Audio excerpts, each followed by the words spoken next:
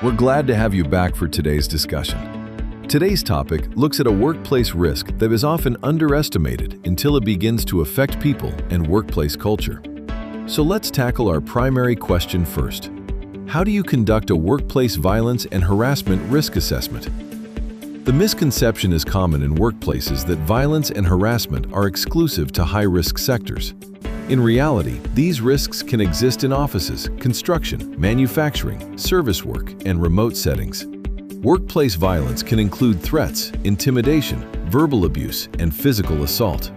Harassment can include bullying, discrimination, and repeated inappropriate behavior. When these risks are ignored, the result can be psychological harm, absenteeism, legal exposure, and a damaged workplace culture.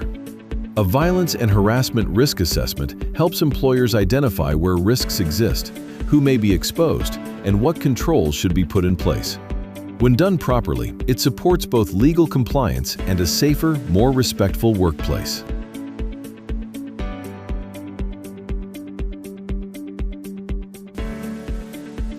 Before conducting a risk assessment, it is important to clearly understand what workplace violence and harassment mean within an occupational health and safety context.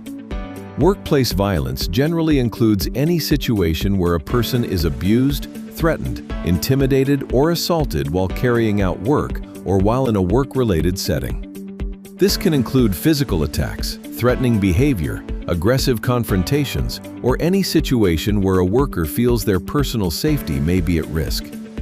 Workplace harassment usually involves repeated inappropriate conduct, comments, actions, displays, or gestures that affect a worker's dignity or psychological well-being. In some cases, even a single serious incident can qualify as harassment if it has a lasting harmful effect on the worker. Both violence and harassment need to be considered during a workplace hazard assessment because psychological harm can be just as serious as physical harm. In practice, harassment that is ignored or left unresolved can sometimes escalate into more serious conflict or workplace violence. The first step in a workplace violence and harassment risk assessment is identifying where risks may exist. This is similar to any other hazard assessment because it starts by looking at the work, the environment, and the interactions that take place.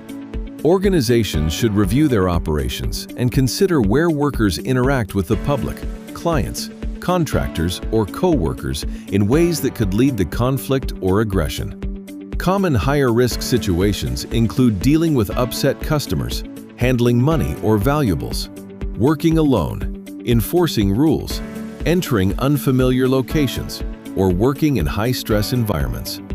It is also important to consider internal workplace dynamics because harassment, bullying, and threatening behavior can come from coworkers, supervisors, or others within the organization.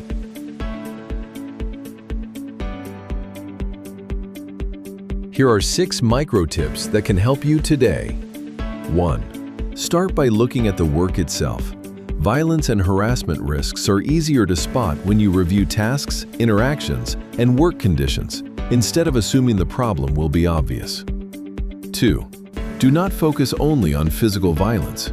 Threats, intimidation, bullying, and repeated inappropriate behavior can all create real harm, which means psychological risk needs to be assessed too.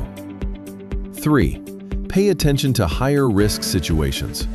Working alone, handling money, dealing with upset people, and entering unfamiliar locations can all increase the chance of conflict or aggression.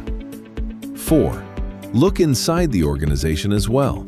Some of the biggest risks come from internal behavior, such as bullying, harassment, or abuse of authority from coworkers or supervisors.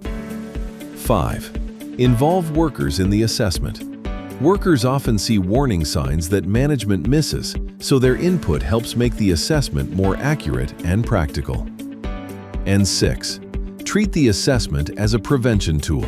A violence and harassment risk assessment should not just satisfy a requirement.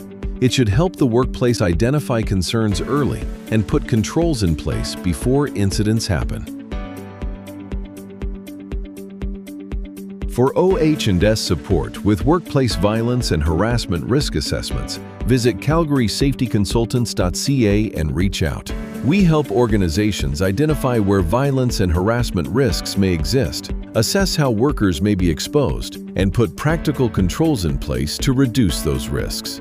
By strengthening policies, reporting processes, training, and workplace procedures, we help turn violence and harassment prevention into a clear and workable part of everyday operations.